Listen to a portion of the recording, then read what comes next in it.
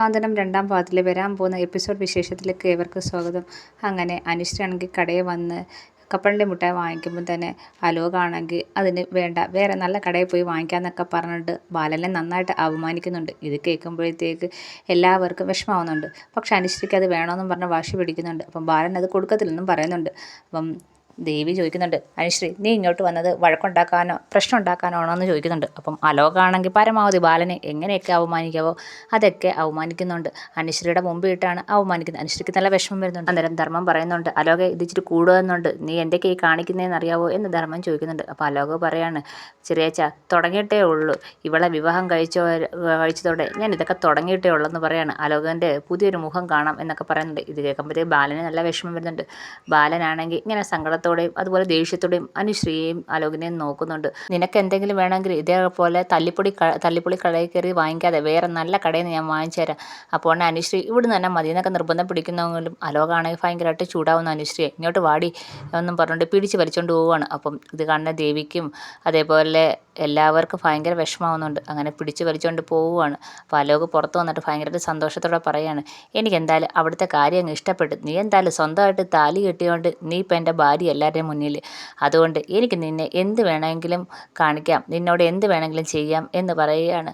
അതെന്തായാലും നന്നായെന്നൊക്കെ അലോക് പറയണം. അപ്പോൾ അനുശ്രീ പറയുകയാണ്, നിൻ്റെ കൂടുതൽ ചാട്ടവും ബഹളമൊന്നും എൻ്റെ അടുത്ത് വേണ്ട, നിനക്കറിയാലോ എൻ്റെ സ്വഭാവം. പിന്നെ നീ കാണിക്കുന്നതൊക്കെ എൻ്റെ വീട്ടുകാരെ അവമാനിക്കാനും അതേപോലെ അവരെ ചെറുതാക്കി കാണിക്കാനൊക്കെ ആണെന്ന് അറിയാം. അപ്പം അലോക് പറയാണ്, അത് തന്നെ, അവരെ എങ്ങനെയൊക്കെ ചെറുതാക്കോ അവർക്ക് ഏതൊക്കെ രീതിയിൽ പണി കൊടുക്കാവോ അതൊക്കെ ഞാൻ ചെയ്യുമെന്ന് അലോക് പറയുകയാണ്. അപ്പം അനുശ്രീ പറയാണ്, സത്യം എല്ലാവരും മനസ്സിലാക്കി കഴിഞ്ഞാൽ നിൻ്റെ അവസ്ഥ എന്തോ നീ ചിന്തിച്ചിട്ടുണ്ടോ, അതോടെ നിൻ്റെ ഈ അഹങ്കാരങ്ങളെല്ലാം തീരുമെന്ന് അനുശ്രീ പറയുന്നുണ്ട്. അപ്പം അലോക് പറയുകയാണ്, ഇവിടെ വെച്ച് ഇപ്പം നിന്നെ ഇവിടുന്ന് വലിച്ചയച്ച് ആ ബാലൻ്റെ മുന്നിൽ കൊണ്ടിട്ട് രണ്ടും തന്നാലും ആരും ഒന്നും ചോദിക്കത്തില്ല, ബാലനും എന്നോടൊന്നും ചോദിക്കത്തില്ലെന്ന് പറഞ്ഞുകൊണ്ട് അനുവിൻ്റെ കൈ പിടിച്ച് അമുക്കുകയാണ്. അപ്പോഴത്തേക്ക് അനു ആണെങ്കിൽ വിടെന്ന് പറയുന്നുണ്ട്. റോഡിൽ നിന്നാണ് ഇതൊക്കെ കാണിക്കുന്നത്. അപ്പോഴത്തേക്ക് ഒരു പോലീസുകാരൻ അപ്പുറത്ത് നിന്ന് കാണുന്നുണ്ട്. അയാൾ ക്രോസ് ചെയ്ത് ഇപ്പുറത്തേക്ക് വരുന്നുണ്ട്, അവരുടെ അടുത്തേക്ക് വരുന്നുണ്ട്. എന്താ ഇവിടെ എന്ന് ചോദിക്കുകയാണ്. അപ്പോഴത്തേക്ക് അലോക് ആകെപ്പാട് പേടിക്കുന്നുണ്ട്. എന്നിട്ട് അനുശ്രീയെ നോക്കുന്നുണ്ട്. അനുശ്രീയെ കാണും ആ പോലീസുകാരൻ്റെ അടുത്ത് പറഞ്ഞു കഴിഞ്ഞാൽ അലോകിൻ്റെ കാര്യത്തിൽ തീരുമാനമാവില്ലേ. ഒന്നുമില്ല, അല്ല റോഡിൽ കിടന്ന് ഈ കയ്യാങ്കളി എന്തോന്ന് ചോദിക്കുകയാണ്. അപ്പം എന്നിട്ട് അനുശ്രീ അടുത്തും ചോദിക്കുന്നുണ്ട്. അപ്പം അനുശ്രീ ആദ്യം ഒന്ന് അലോകിനെ നോക്കുന്നുണ്ട്. എന്നിട്ട് ഒന്നുമില്ല സാറേ എന്ന് പറയാണ്. അല്ല റോഡിൽ കിടന്ന് അങ്ങോട്ടും ഇങ്ങോട്ടും തല്ലി പിടിക്കുന്നുണ്ട് ചോദിക്കാമെന്ന് പറയാണ്. അപ്പോൾ അലോക് പറയണം, ഒന്നുമില്ല സാറേ എന്നും പറഞ്ഞിട്ട് ഓരോന്ന് പറഞ്ഞ് അവിടുന്ന് ഒഴിഞ്ഞു മാറുവാണ്. എന്തായാലും ബാലൻ്റെ ഒത്തിരി അവമാനിക്കുന്നുണ്ട്. അനുശ്രീയുടെ മുന്നിലിട്ട് ബാലനെ ഒത്തിരി അവമാനിക്കുന്നുണ്ട്. എന്തായാലും വീട്ടിൽ ചെല്ലുമ്പോഴത്തേക്ക് അനുശ്രീയുടെ നിന്ന് നല്ല കിട്ടിക്കോളും അലോകിന്. അതിനുശേഷം വീട്ടിൽ പായസം ഉണ്ടാക്കിയിട്ട് ദേവകിയാണെങ്കിൽ പായസം ഉണ്ടാക്കിയിട്ട് അമ്മയെ വിളിക്കുന്നുണ്ട്. കൃഷ്ണമംഗലത്ത് നിന്ന് അമ്മയെ വിളിച്ച് പായസം കൊടുക്കുന്നുണ്ട്. അപ്പം ഇതെന്താ അടിയെന്ന് ചോദിക്കുന്നുണ്ട്. ഇത് കുറച്ച് പായസം, മീനുവിൻ്റെ ബർത്ത്ഡേ ആയിരുന്നു ഇന്നെന്ന് പറയാണ്.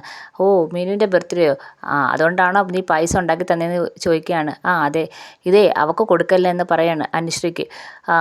അത് ഞാൻ കൊടുക്കത്തില്ല, നീ എന്തിനാ ഇങ്ങനെ ഓരോ കള്ളം പറഞ്ഞ് ഇതൊക്കെ ഉണ്ടാക്കിക്കൊണ്ട് വന്നേ, എനിക്കറിയാലോ നീ ഇത് അനുശ്രീക്ക് കൊടുക്കാനാ ഇതൊക്കെ ഉണ്ടാക്കി തന്നേന്ന് എനിക്കറിയാലോ, അവൾക്കൊന്നും ഉണ്ടാക്കി തന്നതല്ല, മീനുവിൻ്റെ ജന്മനാളായതുകൊണ്ട് പായസം ഉണ്ടാക്കിയെന്നുള്ളതെന്ന് പറയാണ്. ഇതേ അനുശ്രീക്ക് കൊടുക്കല്ലേ എന്ന് ദേവകി പറയാണ്. ആ കാര്യം ഞാൻ തീരുമാനിച്ചോളാം, കൊടുക്കണോ വേണ്ടേന്ന്, എന്തായാലും നീ പൊക്കോ, ഞാൻ ഇതുമായിട്ട് പോകട്ടെ എന്നും പറഞ്ഞുകൊണ്ട് നേരെ കൃഷ്ണമംഗലത്തേക്ക് പോവുകയാണ് ദേവികയുടെ അമ്മ. അപ്പോൾ ഈ സമയത്ത് അലോകും അതേപോലെ അനുശ്രീയൊക്കെ വീണ്ടും യാത്രയുടെ ഇടയിൽ ആര്യനെയും ഇത്രയൊക്കെ കാണുന്നുണ്ട്. അപ്പം അവരോട്ടും ഓരോ ഉടക്കുമായിട്ട് അലോക് പോവുകയാണ്.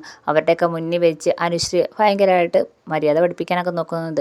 ഇതൊക്കെ കാണുമ്പോൾ ആര്യനും ഭയങ്കര വിഷമവും ദേഷ്യമൊക്കെ വരുന്നുണ്ട്. എന്നാലും അത് ഉണ്ടാവാൻ വേണ്ടി തന്നെ അലോകാണെങ്കിൽ അനുശ്രീയെ നന്നായിട്ട് അവരെ മുന്നിൽ വെച്ച് അവമാനിക്കുകയും ചെയ്യുന്നുണ്ട്, ഓരോന്ന് പറയുകയും ചെയ്യുന്നുണ്ട്. ആര്യൻ അതൊക്കെ കേട്ടോണ്ടിരിക്കുകയാണ്. മിത്രയാണെങ്കിൽ ഇതൊക്കെ കേട്ട് നാളെ വളരെ സങ്കടമുണ്ട്. പക്ഷെ മിത്രയ്ക്ക് കാര്യങ്ങളൊക്കെ അറിയാമല്ലോ. അനുശ്രീ ആണെങ്കിൽ അവനോട് പക വീട്ടാൻ വേണ്ടിയാണ് അങ്ങോട്ട് പോയെന്നൊക്കെ മിത്രയ്ക്ക് അറിയും.